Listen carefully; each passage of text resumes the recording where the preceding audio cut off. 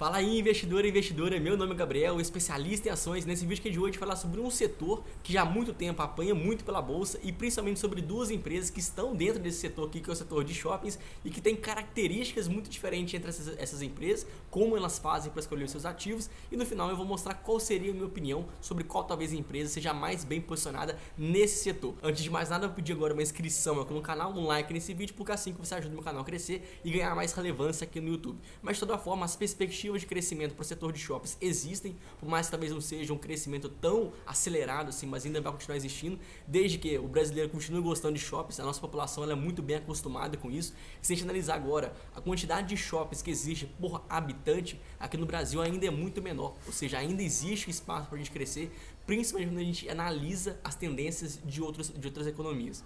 Além do mais, o que o brasileiro hoje sente quando vai ao shopping é uma opção de lazer acima de tudo. A gente vê que os shoppings eles deixaram de ser simplesmente uma zona onde você fazia compras, né, um espaço de compras, mas principalmente viraram uma opção de serviços. Então hoje a gente já encontra academias, salão de beleza, a gente já encontra cinemas em todos os shoppings. Então o brasileiro hoje ele costuma ir para o shopping com uma intenção de ficar cada vez mais dentro daquele espaço. E obviamente, quanto mais tempo ele fica, mais tempo, mais tendência, né, a positiva, aí ele tem ali a gastar dentro dos seus comércios. Então, simplesmente pelos shoppings hoje ser uma região de serviços e ainda assim representar algo seguro para a maioria dos brasileiros e também confortável, né, já que a maioria das pessoas também procura por uma opção onde tem ar-condicionado, ainda mais no verão, a gente percebe que o shopping sim tem uma perspectiva de crescimento que seja positivo. Até porque, se a gente analisar agora, desde que a pandemia começou a arrefecer um pouquinho suas medidas de isolamento, a gente viu que os shoppings, mesmo não tendo voltado ainda com o fluxo de pessoas que existia antes do cenário da pandemia, mas ainda assim as pessoas começaram a ficar agora mais tempo, e justamente ficando mais tempo, as vendas voltaram a um ritmo mais acelerado. Então o que a gente espera nessa volta que 2022 já deve acontecer plenamente, né, em relação a 2021, é que as pessoas tendem a gastar mais. Então se agora o fluxo de pessoas, o fluxo de estacionamento ainda volte, a gente pode pensar que sim, as vendas vão ser talvez até maiores, até mais aquecidas do que já foi no final do ano passado, quando o volume realmente já tenha recuperado bastante. Inclusive a estratégia dessas grandes empresas é que agora o estacionamento mudou como a forma é feita a monetização. Então antes você pagava pelo tempo que você ficava. Hoje até continua assim, obviamente. Mas agora até um nível, né? Em algumas empresas, não todas, mas algumas empresas, se você fica lá até 3 horas no shopping, você tem a mesma tarifa, a tarifa única, se você fica menos do que esse tempo. Ou seja, as pessoas ficam muito mais livres de ficar até pelo menos 3 horas. Mais uma vez incentivando o consumo de cada uma das pessoas. Mas ainda assim eu considero que algumas redes de shopping, algumas empresas, são muito mais bem posicionadas do que outras. Então aqui principalmente eu levo em consideração o critério da localização. Eu preciso saber quais são as regiões que esses shoppings estão localizados para entender como que deve ser esse consumo, esse fluxo de pessoas daqui para frente. Então aqui quero fazer comparação entre duas principais empresas, que no caso poderia ser a Aliança e Sonai e também a empresa Multiplan, mas que na verdade poderia também ser aberto essa mesma conclusão para a BR Malls, que ela é parecida em termos parecido com a Aliança Sonai, e também com a Iguatemi, que também se parece muito aqui no caso com a Multiplan. São empresas que a Multiplan e a Iguatemi já tem um posicionamento um pouquinho mais premium, de ativos melhores, enquanto que a BR Malls e também aqui a Aliança Sonai tem ativos um pouquinho mais populares, com uma classe média um pouquinho menor. Mas o fato é que você deve analisar que quando você faz a compra, né, de alguma rede de shoppings, você deve pelo menos priorizar, pelo menos assim que eu faço na minha carteira, priorizar aquelas empresas que têm shoppings em grandes cidades, né, principalmente nas capitais. Porque se a gente analisar, existe o adensamento populacional muito maior, assim como também há cada vez mais dificuldade em você encontrar regiões que tenha terrenos disponíveis. Então simplesmente por essa informação a gente já pode entender que alguns shoppings dificilmente terão novos concorrentes, porque as regiões que eles já estão inseridos já não mais têm terrenos disponíveis para aquele tamanho, para aquela logística. Então acaba que esses shoppings eles já são muito mais consolidados do que talvez outras redes que estão em cidades menores e que por si só tem mais capacidade, né? Tem uma capacidade imobiliária mais forte de você acolher novos shoppings. Então eu tendo sempre a preferir aquelas empresas que são muito bem posicionadas em São Paulo, a capital aqui de São Paulo, e também Rio de Janeiro, capital. Para mim realmente são as empresas mais protegidas. Se você analisar essas outras empresas, no caso a BR Malls e também a Aliança Sonai, já tem ativos que por mais que ainda sejam nesses dois estados, ainda assim são ativos nas regiões ali adjacentes às capitais, o que obviamente acaba agregando um pouquinho de risco. Até porque o segundo ponto também acaba levando em consideração o primeiro.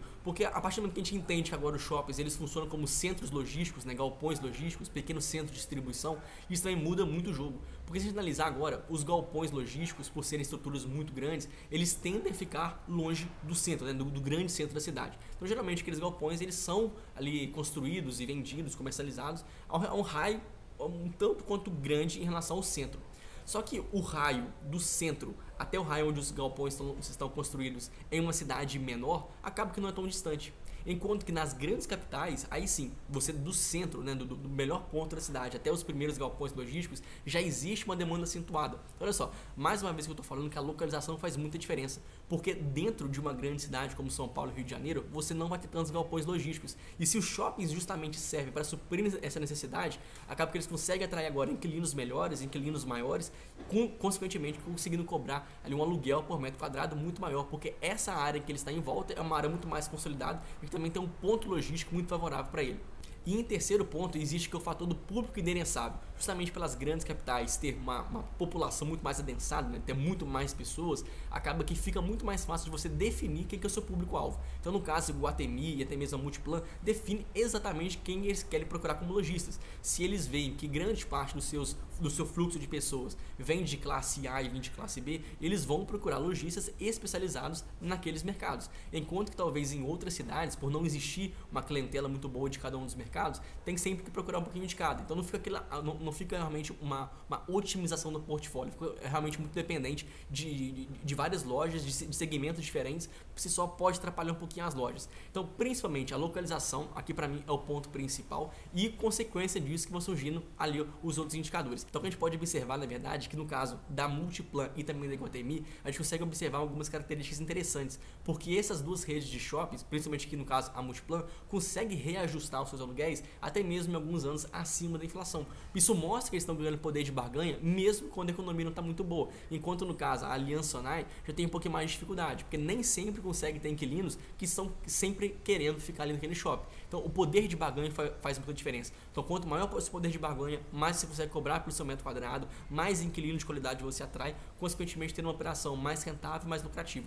Por isso, eu tendo sempre a preferir aquelas redes que, primeiro, se posicionam em grandes centros, principalmente São Paulo e Rio de Janeiro, e também, talvez, aqui shoppings que tenham posicionamento de mais alto ticket, né, que tenha o público endereçável um pouquinho de mais alta classe, que também consegue se proteger muito bem em relação à inflação, em relação a crises econômicas, já que seu público endereçável acaba sofrendo um pouco mais. Então, essa é a minha opinião geral sobre esse setor. Obviamente, isso também acaba tendo um impacto no preço, já que por trabalhar com ativos melhores, bem localizados, e ativos realmente únicos onde eles trabalham, acaba que a Iguatemi e também a Multiplan são sempre empresas um pouco mais caras. Então, na hora de você comparar os múltiplos entre essas empresas, também atenção. É a mesma coisa que você comparar uma empresa privada e uma empresa estatal, que sempre tem aquele desconto de governança. Isso também vai existindo aqui no caso dessas redes de shoppings, talvez não com a mesma diferença, mas ainda assim sempre Iguatemi e sempre a Multiplan devem negociar com múltiplos um pouquinho mais caros, mas ainda assim isso é pago pelo valor que elas conseguem acrescentar aos seus clientes, aos seus lojistas. Então assim a gente deve entender como fazer uma leitura da análise desse setor aqui de shoppings. Espero que vocês tenham gostado aqui desse vídeo. Se sim, deixa aqui seu like, deixa aqui sua inscrição no canal, porque assim que você ajuda a proporcionar e espalhar esse conteúdo para mais pessoas. Valeu!